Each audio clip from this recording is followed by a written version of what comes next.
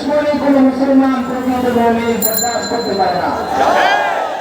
ভারতের দূতাবাসকে আবেদন জানাবো, কূটনৈতিক ভাবে ভারতকে চাপ দিতে হবে এবং এই রামগিরি মহারাজকে অপরাধীটাকে কঠিন শাস্তির আওতায় আনতে হবে।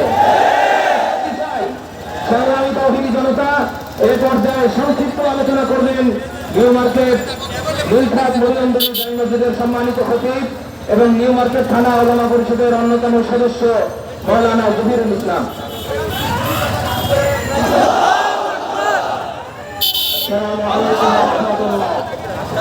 ইন্নাল হামদুলিল্লাহ ওয়াসসালাতু ওয়াসসালামু আলা মান লা নাবিয়্যা বা'দা। সম্মানিত তৌহিদি জনতা, আমরা সকলে জানি ভারতের মধ্যে একজন সন্ত্রাসী, কথা বলেন ঠিক কিনা? তারা মুসলমানদের সীমান্তে মুসলমানদেরকে হত্যা করে, মুসলমানদেরকে হত্যা করে, গুজরাটে মুসলমানদেরকে হত্যা করে।